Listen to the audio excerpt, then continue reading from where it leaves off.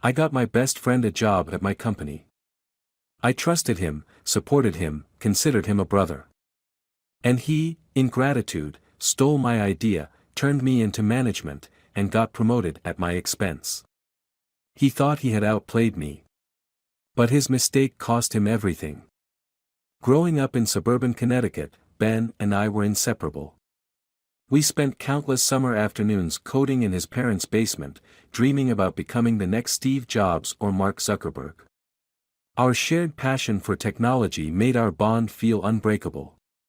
Even when we ended up at different colleges, we stayed connected, sharing our progress in computer science and swapping stories about hackathons and internships.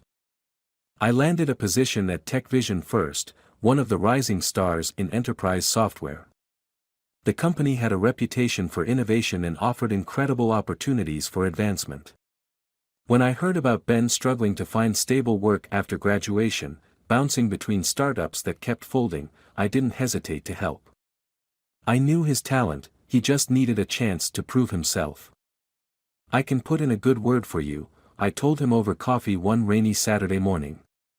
We've got some positions opening up in my department. The pay is solid, and the benefits are great. Ben's eyes lit up. Are you sure, Alex? That would be incredible. I vouched for him personally with my director, Sarah Chen. I told her about the projects we'd worked on together in college, about his innovative thinking and work ethic. When she agreed to interview him, I spent hours helping him prepare, sharing insights about the company culture and technical requirements. He got the job. The first few months were exactly like I'd imagined. We'd grab lunch together, brainstorm solutions to tough coding problems, and celebrate small victories. Ben seemed genuinely grateful, often telling others how I'd helped him get his foot in the door. Alex is the reason I'm here, he'd say, clapping me on the shoulder. He's not just a colleague, he's family. I included him in my most exciting project yet, an AI-driven system optimization platform that could revolutionize how enterprise-level companies manage their resources. The potential impact was massive, we're talking millions in savings for our clients and a complete transformation of our market position. This is incredible, Ben would say, leaning over my shoulder as I walked him through the architecture. The neural network adaptation you're using here, it's brilliant. Would you mind if I learned more about how you're handling the data pre-processing? I shared everything with him, excited to have someone to bounce ideas off of. We'd stay late, ordering takeout and discussing potential improvements. He asked such thoughtful questions that I never suspected anything was wrong. Then came the signs I chose to ignore. Ben started scheduling meetings with senior management without mentioning them to me. He became protective of his screen when I walked by his desk. Small suggestions I'd made about the project would come up in team meetings, from his mouth, presented as his own insights. But I trusted him. I kept telling myself I was being paranoid, that he was just eager to prove himself. Until that Monday morning when Sarah's assistant sent me an urgent meeting request. The executive conference room felt colder than usual. Sarah sat at the head of the table, flanked by two VPs I recognized from quarterly meetings. Ben was there too, standing near the projector screen with a stack of presentations.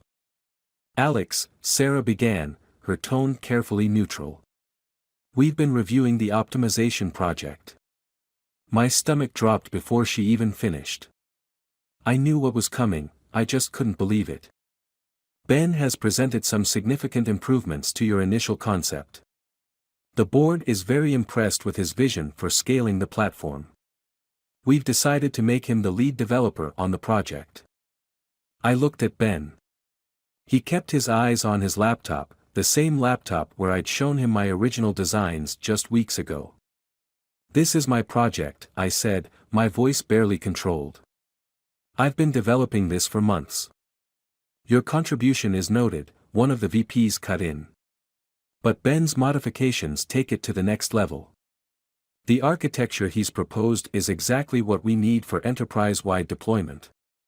After the meeting, I caught up with Ben in the parking garage. How could you do this? He finally looked at me, his expression eerily calm. It's nothing personal, Alex. Business is business. I saw an opportunity and I took it. That's how you get ahead in this industry. I stood there, watching him drive away in the Tesla he'd bought just 2 months after starting at TechVision. The car I'd helped him get the salary to afford. That night, I didn't sleep. I sat in my home office, surrounded by empty coffee cups, and began to plan. The thing about betrayal, it teaches you to look closer. To see the weaknesses you overlooked before. I started digging.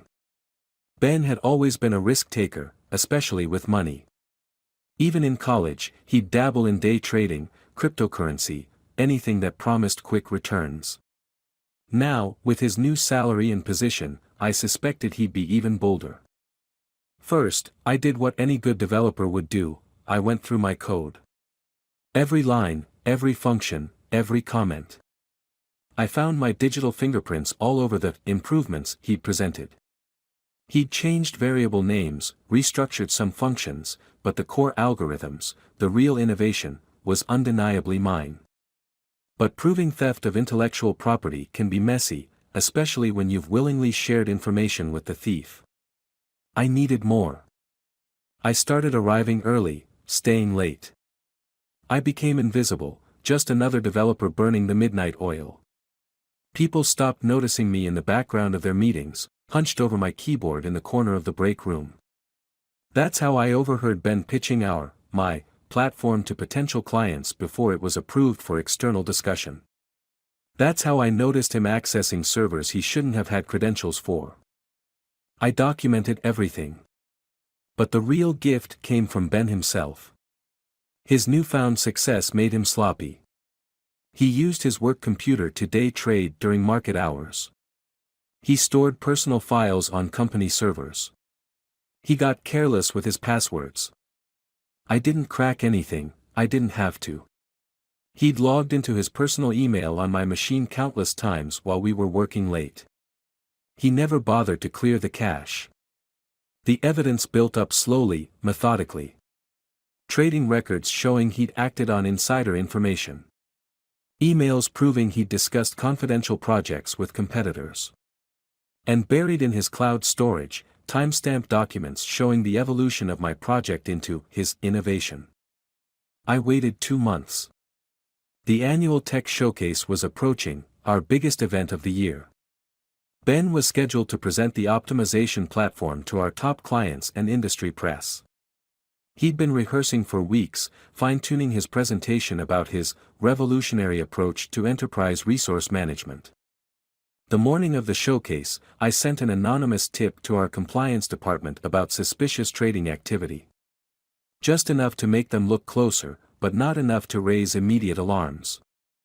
Then I sat in the auditorium with the rest of the team, watching Ben take the stage. He looked confident in his expensive suit, clicking through his polished slides. The key innovation, he was saying, lies in the adaptive learning algorithm that. The first error popped up on the giant screen behind him. Just a small one, the kind of thing that could happen to anyone. Ben recovered quickly, making a joke about live demos. Then another error appeared. And another. I hadn't sabotaged anything, I didn't have to. I'd simply restored small portions of my original code during the night. The parts that made the system work properly. Without them, the flaws in his modifications became glaringly obvious. Ben started to sweat. He tried to continue, but the system kept deteriorating. Numbers weren't adding up. Predictions were obviously wrong. The neural network was making nonsensical connections. From the front row, Sarah was frowning. The VPs were whispering to each other. And the clients, they were starting to check their phones, their expressions growing increasingly skeptical. I can explain, Ben stammered. There must be an integration issue with. That's when I raised my hand. I might be able to help, I said, my voice carrying in the suddenly quiet auditorium. I am familiar with this code. I walked to the podium, pulled up the source repository. With methodical precision, I highlighted the sections Ben had modified, comparing them to my original architecture. I explained how each change had introduced subtle instabilities, the kind that wouldn't show up in basic testing but would catastrophically fail under real-world conditions. Fortunately, I concluded, I maintained backups of the original, stable version. The room was silent. Then Sarah spoke. "Ben, I need to see you in my office. Now." The next few days were a blur of meetings with legal, HR, and the board. The evidence was overwhelming, not just of code theft, but of multiple policy violations and potential securities fraud. Ben was terminated. His credentials were revoked before he even reached the parking lot. I got my project back, along with a promotion and a corner office. The system launched successfully 6 months later, generating the millions in revenue I'd predicted. I saw Ben one more time, about a year later. I was leaving a client meeting downtown when I spotted him through the window of a small coffee shop. He was in a rumpled suit, interviewing for what looked like another sales position. Our eyes met briefly through the glass. He looked away first. Sometimes I wonder if I went too far. Then I remember his words in the parking garage, "Business is business." He was right about that, at least. The strange thing about revenge is how it changes you. Not just your actions, but your way of seeing the world. I became hyper-aware of office dynamics, noting every sideways glance, every whispered conversation. I started keeping detailed records of all my interactions, backing up every email, recording every meeting. Some might call it paranoid. I call it prepared. The optimization platform's success led to more opportunities. I was invited to speak at tech conferences, consult with major clients, shape the company's strategic direction. On paper, everything looked perfect. But trust? That was harder to rebuild. When new team members joined my department, I caught myself analyzing their every move, looking for hidden motives.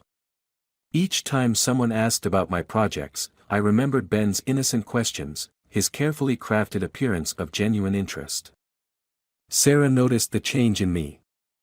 After a particularly tense project meeting where I'd shut down a junior developer's questions about system architecture, she called me into her office. "The old Alex would have mentored that kid," she said, studying me over her reading glasses. "You used to be our best collaborator." I wanted to tell her she was wrong, that I was still the same person. But we both knew better. "Sometimes I think about calling Ben," I admitted. Not to gloat or apologize. Just to ask if it was worth it. If he ever actually saw me as a friend, or if I was just a stepping stone from the beginning. Sarah leaned back in her chair. Would knowing make a difference? I didn't have an answer. The company's success drew attention from larger players in the industry. Rumors of acquisition started circulating. During one of the preliminary meetings with potential buyers, I recognized a familiar face across the conference table, Ben's old roommate from college, now a senior executive at a major tech firm. After the meeting, he caught up with me in the hallway. "I heard what happened with Ben," he said, looking uncomfortable. "You should know, you weren't the first. In college, he did something similar to his study group. Took their shared research project and submitted it as his own work. Got an internship out of it while they had to restart from scratch." I thought about the Ben I knew in college, always ready with a funny story or a helpful suggestion. Had I missed the signs even then? Or had I seen them and chosen to ignore them, too invested in the idea of our friendship to acknowledge the reality? The acquisition talks continued. Our stock price climbed. My options became more valuable by the day. One evening, working late, I found myself staring at Ben's old LinkedIn profile. He'd bounced between several sales jobs since leaving TechVision, none lasting more than a few months. His last update was nearly 6 months old. I thought about sending him a message. Not to reconnect or forgive, but to understand. To ask about the moment he decided to betray me. Was it planned from the start, or did the opportunity simply present itself? Did he struggle with the decision, or was it easy? My cursor hovered over the message button. Then I remembered his face in the conference room, the way he couldn't meet my eyes as he took credit for my work. The casual way he dismissed years of friendship with, "Business is business." I closed the browser. Some questions are better left unanswered. Some bridges stay burned. Besides, I had a company to run.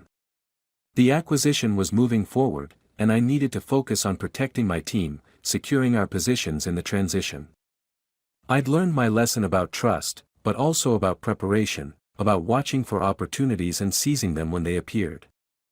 Ben taught me that, ironically enough. These days, when people ask about the optimization platform's development, I tell them it's a reminder that innovation is only part of the equation.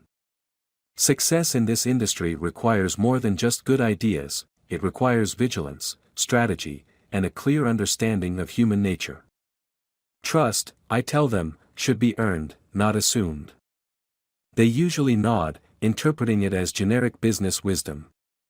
They don't see the deeper truth, that trust, once broken, leaves cracks that never quite heal. That success built on betrayal changes both the victor and the victim. Sometimes, late at night, I wonder if Ben sits in his own home office, thinking about what he lost. Not just the job or the career opportunities, but the friendships, the reputation, the trust of people who believed in him. I wonder if he regrets it. I wonder if I do. But that's the thing about business, it doesn't care about regrets. It cares about results. And by that measure, we both got exactly what we deserved. The acquisition was finalized on a Tuesday. The numbers were staggering, our market value had tripled since the optimization platform's successful launch. As I sat in the final signing meeting, watching executives shake hands and exchange congratulations, I couldn't help but think about parallel universes. In one of them, maybe Ben hadn't betrayed me. Maybe we were still friends, celebrating this success together. But in this reality, I was alone at the top, surrounded by people who respected me but kept their distance. The whispers in the hallways had evolved from, "That's Alex, the one who got betrayed," to, "That's Alex, the one you don't cross." I wasn't sure which was worse. The morning after the acquisition announcement, I found an unexpected email in my inbox. It was from Ben's wife, Rachel. I remembered their wedding. I'd been the best man, giving a speech about loyalty and friendship that now felt like a cruel joke. "Alex," her message began, "I know this is unexpected. Ben doesn't know I'm writing to you. He's not doing well. The last few years have been difficult. He talks about you sometimes, when he's had too much to drink. About how he threw away the best friendship he ever had. I'm not asking for forgiveness. I just thought you should know." I stared at the message for a long time before clicking delete. What was I supposed to do with that information? Feel sorry for him? Take comfort in his suffering? The thought left a bitter taste in my mouth. The new management brought changes, as new management always does. They wanted to expand the optimization platform, take it global. They needed someone who understood it inside and out. Someone who could lead the international rollout. "You're the obvious choice," the new CEO told me. "You built this from the ground up. You understand it better than anyone." I caught the irony in his words. Yes, I had built it from the ground up. Twice, actually. Once when I created it, and again when I had to reclaim it. The position would mean relocating to London. A fresh start, away from the ghosts of betrayal that still haunted the TechVision hallways. Away from the possibility of running into Ben at industry events or coffee shops. But before I made my decision, I decided to do something I'd been avoiding. I drove to our old college town, to the basement where Ben and I had spent countless hours coding and dreaming. His parents had moved away years ago, but the new owners had kept the old bench in the front yard where we used to sit and talk about changing the world through technology. As I sat there, Watching the sunset paint the sky in shades of orange and pink, I pulled out my phone and opened the draft email I'd written to Ben countless times but never sent. "I want you to know," it began, "that I understand now. Not what you did, I'll never understand that. But I understand what happens to a person when they let ambition overshadow humanity. I see it in myself every day. The constant suspicion. The inability to truly connect. The price of success when it's built on broken trust. You took something from me that day in the conference room. Not just my project or my promotion, but my belief in people. My capacity for unconditional friendship. And in destroying you, I lost something too. Maybe that's the real cost of revenge, it changes you into someone who's capable of executing it. I hope you find what you're looking for. I hope it was worth it." I looked at the words glowing on my screen, then pressed delete. Some messages are better left unsent. Some wounds are better left to heal on their own. The next morning, I accepted the London position. They say success is the best revenge. They say living well is the best way to move on. But they never tell you about the quiet moments, when the success feels hollow and moving on feels impossible. They never mention how victory can taste like ashes in your mouth, how the trophy you fought so hard to win can become a reminder of everything you lost along the way. Ben taught me about betrayal, but he also taught me about myself. About the depths I was capable of, both in trust and in vengeance. About the fine line between justice and retribution. About the true meaning of business is business, how it can be both a shield and a sword, a justification and a condemnation. As my plane took off for London, I watched the Manhattan skyline fade into the distance. Somewhere down there, in one of those gleaming towers or corner coffee shops, Ben was living his life, carrying his own regrets, fighting his own battles. We were both survivors of a war we'd started, casualties of ambition and betrayal. They say time heals all wounds. But some wounds aren't meant to heal, they're meant to teach.